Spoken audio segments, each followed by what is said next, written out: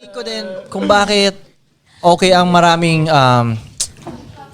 body Experience. count. Oh, experience bilang lalaki. Kasi tol, sa tingin ko, ang nagde-decide ng winners talaga, kung sino ang winners at losers sa earth na to ay mga babae. Sa tingin ko sila ang nagde-decide eh. Judge. Oh, sila nagja-judge nun eh. So kung winner ka, dun magkakagusto sa'yo yung mga babae. Yep. So parang ano siya sign siya na may ginagawa kang something na tama, nagkakagusto sa'yo yung mga babae. Hindi naman tanga itong mga babaeng to para magkagusto sila sa'yo kung loser ka eh. Hindi sila nagkakagusto sa losers eh. Teka lang define namin yung winner Kasi baka iniisip nila pag mayaman ka, winner ka na. Hindi. It's more than that.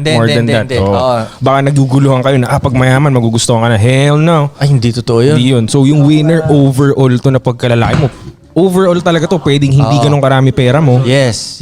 Hindi pwedeng ganun. Basta overall yung pinag-uusapan natin Kasi winning tol, in life. meron namang mayaman na hindi winning in life eh. Marami. Ang dami nun eh. Una pa lang yung malungkot na mayaman, hindi ka na Hindi winning. na winning in life Matik yun. na So winners, ano ang winners para sa'yo? Winners para sa akin yung overall nga na overall ka na kumbaga winning in every category kahit papano in your life. So tapos sa tingin mo, hindi nga sa tingin mo pati sa tingin ng ibang tao dapat winning ka. Hindi lang sa tingin mo, hindi lang subjectively, dapat objectively.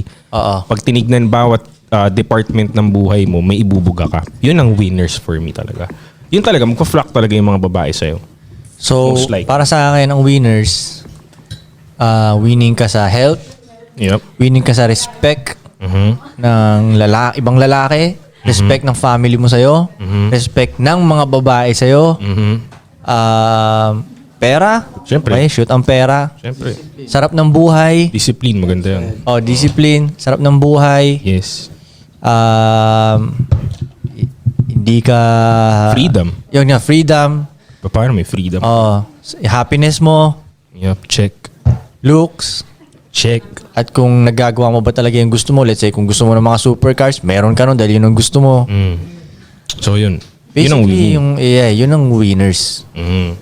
Kakagusto, yun. Automatic. Magkakagusto talaga sa mga babae. Oo. Automatic talaga yun. Most likely. So sila nga yung judge. Para sa akin yun. So pag maraming Kahit anong nagkakagusto age sa'yo, may ginagawa kang tama malamang. Kung wala nagkakagusto sa'yo, edi kailangan mo i-check yung sarili mo ngayon dahil bakit? Ba't wala nagkakagusto sa akin, di ba? So yun, magandang pang-check yun, no? Magandang pang-check yun, no? Magandang pang-check talaga yun, tol. Magandang pang-check yun. Na-experience ko yun. The more nagalingan mo, gumaganda yung mga nagpa-follow sa'yo. No cap, bro. No cap. Like, I mean... Totoo, totoo yun kasi... Pansin mo, di ba? Pansin ko eh. Pansin ko tol kasi ganito lang yan eh. Pag yung magandang chick na maraming followers, makita niya na marami ring maganda na nagpa-follow sa'yo, parang, okay, hindi ako magiging special dun sa number of followers niya na magsa-stand out. Parang isa lang din ako dun sa mga magagandang babae na nagpa-follow sa kanya. So, okay lang. Di ba? So, yun, magiging snowball effect siya na tuwing dati, iba eh. Iba talaga yung mga dati. Iba yung nagpa-follow sa'yo?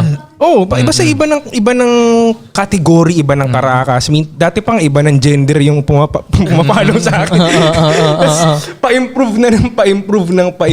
So, na-check mo talaga kung may tama ka bang ginagawa. Totoo kasi talaga, pataas ng value mo as a man. Pataas din ng pataas yung value na na-attract mong babae. Yes. Tama, di ba? Yes. Alam naman bumaba. Agree. Kasi dati sabi alam ko si Pudong nagsabi nun eh, sabi niya, Kuy, ba't ganito yung mga nagpa-follow sa atin na babae? Sabi ko, wait ka lang, easy ka lang, first stage pa lang kasi. Mismo. Yung umpisa pa lang, first wave pa lang, yung umpisa ano pa lang, di ba? Tapos magugulat ka, like may mag-message na sa akin ng 200k followers siya. Alam mo yun, hindi naman ako papansinin ng mga ganun dati. Na unang magme-message sa'yo, 200k followers, babae magme-message sa'yo, bihira yun eh. So machi-check mo talaga, shit, may ginagawa nga akong tama. Like, pag nag-message sa'yo yun, may ginawa kang ang tama. Like out of the blue, may or mag-message sa'yo mayroon kang ginawang lamat na ma-attract mo siya para mapansin ka niya. Mag-view stories mo, mag-follow, alam mo ba, babae na hindi mo i-follow back, i-unfollow ka niyan eh. So kung malalaman mo rin talaga kung may ano ka na ngayon eh, kapag fina-follow ka tapos hindi mo finollow back, hindi ka i-unfollow. Malalaman mo na may tama nga akong ginagawa. Kasi hindi ka in-follow. Okay. Pero sa tingin ko lang, gagi, huwag yung galawin yung mic na yan dahil wala kang silbi yan.